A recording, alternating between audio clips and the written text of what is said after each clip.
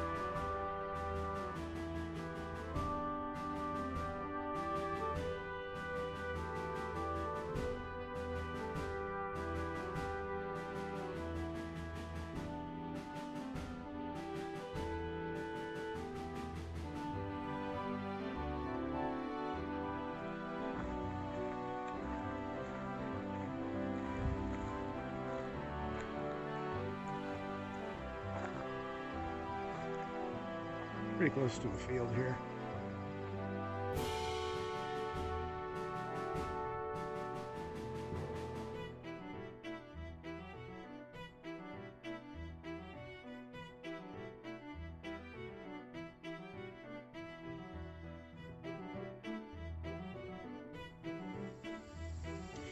More than 90,000 Michigan men served in the Union Army and the Navy during the Civil War.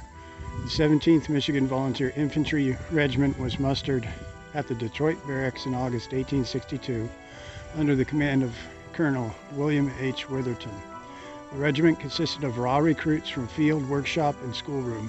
One company was composed almost entirely of students from Ypsilanti Normal School, now Eastern Michigan University. With less than a month of military training, the 17th left for Washington, D.C. on August 27, 1862. From there it was sent to the Maryland campaign. On September 14th, a little more than 2 weeks after leaving the state, and just 3 days before the Battle of Antietam, the regiment engaged in battle here.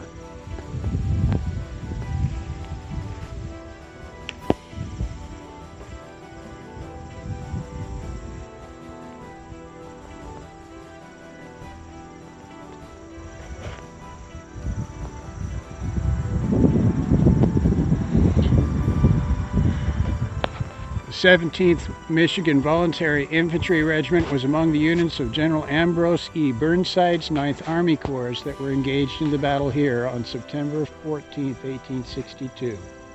The fighting began around 9 a.m. just south of this site.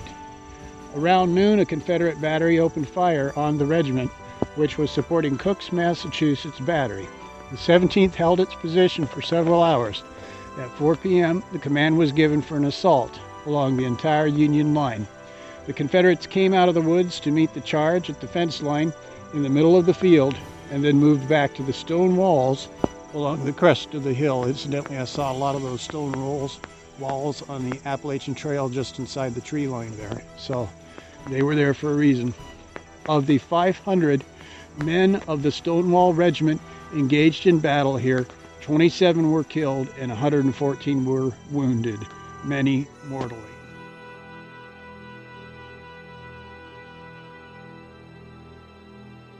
There is something about hiking that I just find invigorating. I love azalea bushes, I love mountain laurel, I love rocks, and there's just something about this that I find very relaxing and kind of recharging. So, puts a kick in my step, just knowing who put it all here, and imagining also the people who may have been here a good long time ago now, what, about 160 years ago? Because this territory had to be controlled by either the Union Army or the Confederates, and it was this mountain right here was a battleground. So it's kind of interesting looking at it now. You wouldn't know by the peace that you get out here. I guess it doesn't surprise me that a quiet walk in the woods would be a peaceful thing, because God gives peace. No wonder he put it in his creation. You can always hear the static electricity in these power lines. Generally not too crazy about being close to them.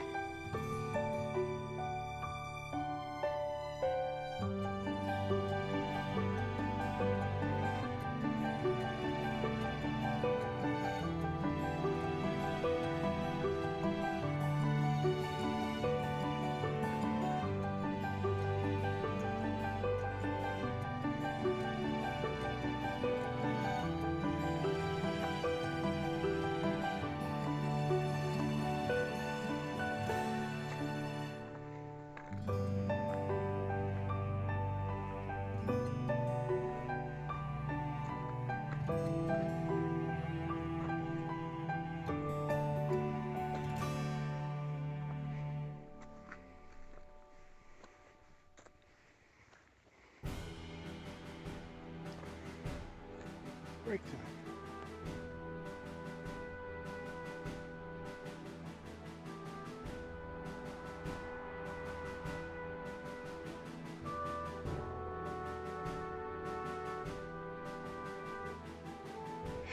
This area is kind of pretty. It's coming up on a view in about 1/10 of a mile, but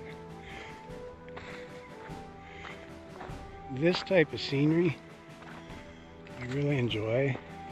Like, for instance, we got this blueberry carpet all along here. We got these gorgeous little pine trees and some mountain laurel. It makes it just perfect. It's pretty rocky as trails go, but I don't think it's as bad as Rocksylvania. At least I've heard of Rocksylvania. It has quite a reputation in the Northeast, and I don't think it's probably that bad. But anyway, love this stuff.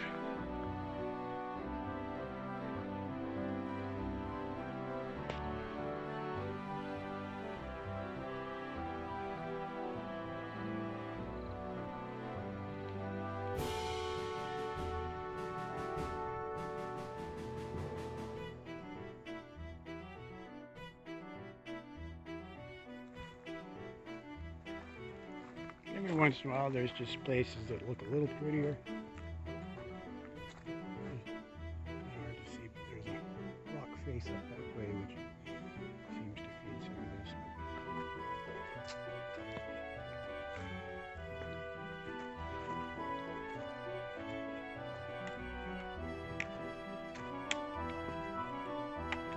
This is about 5.5 or 6 miles into a 9-mile hike for today.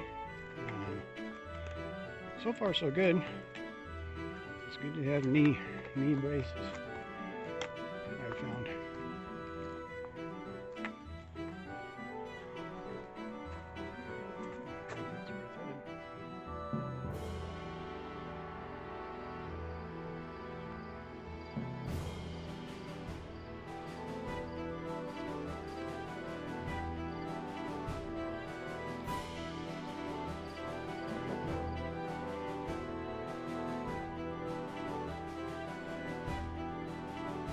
The mausoleum in the burial ground at Gathland is empty.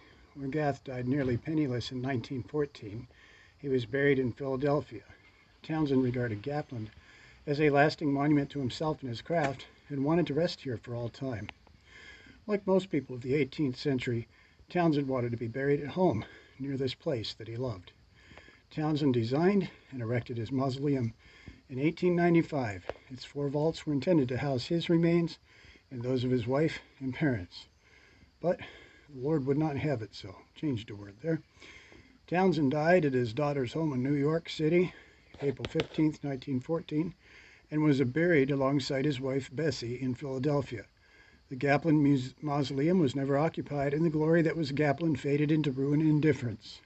But the spirit of the romantic journalist still speaks out in the epitaph above his tomb, "Good night, Gath." I'm just going to back that up. Good night, Gath. And as I look at this place, I'm constantly reminded, what good is it if you gain the whole world and lose your old soul? I think of Ecclesiastes, and I think of the vanity of existence apart from Jesus Christ. And a lot of lives were lost on this mountain. A lot of people went one place or the other. And the time is short, and it's time to be thinking about the fact that Jesus Christ is the way, the truth, and the life, and he can give us the eternal life he promised if we would but receive it.